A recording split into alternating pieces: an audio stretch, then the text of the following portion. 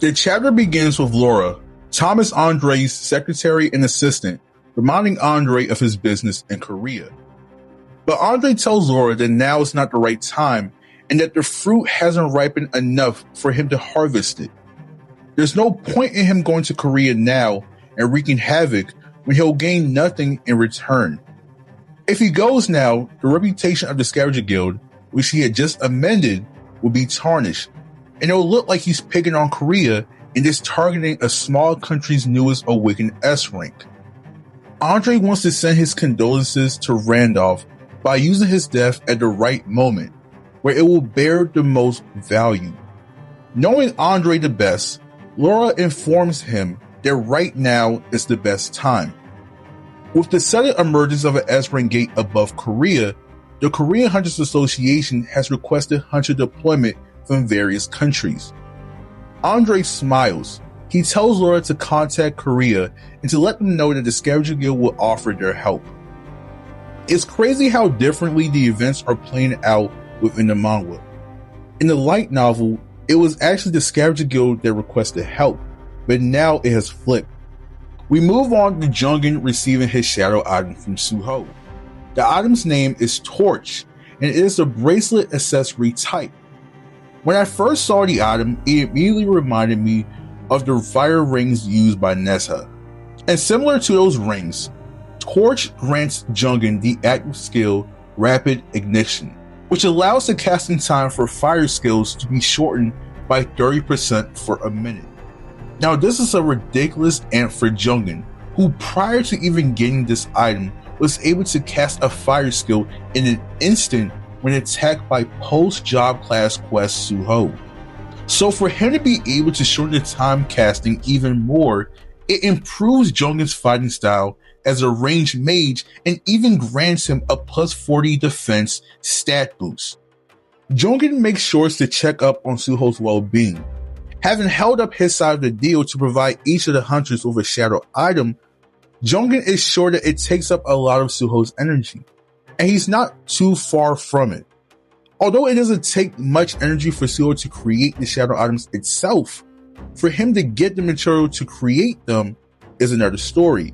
He has to scavenge for material, and on top of that, he has to also complete Emmett's daily training, which only gets harder every day. To keep up, Suho has been replenishing his stamina with potions, but the potions only replenish his physical stamina with fatigue, not necessarily his mental. So Suho was essentially working non-stop for 2 days without sleep or rest. The two hunters eventually return to the Hunters Association, not only to give Jincho his shadow item, but also because as the raid party leader, Jungin has a meeting with Thomas Andre. When they arrive at Jincho's office, they find the party members of the Scavenger Guild waiting outside. While Jungin joins the meeting, Suho remains with the guild members.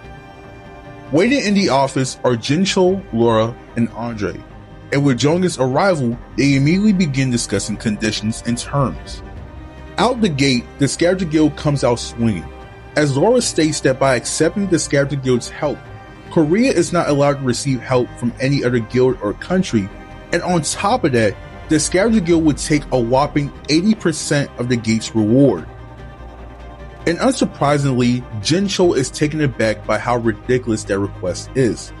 Even though the Scavenger Guild possess a national rank hunter as leverage, their conditions are absolutely tyrannical. But Andre doesn't see it that way. The fact that Korea requested help from other nations means that they're not confident in their ability to clear the gate by themselves. He adds that the 80% is cheap compared to the damages they may receive from a possible dungeon break. But Jincho doesn't back down. They indeed request the help, but it's because they want to be safe rather than sorry.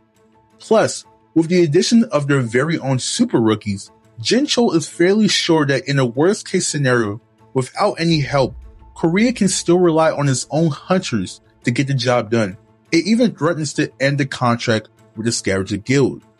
Having planned ahead, Laura and Andre show their true intent. They inform both Jincho and Jungin that Korea actually owes them a debt. They reveal that they lost not only one of their elite members, but as well as other guild members during the Egypt field dungeon.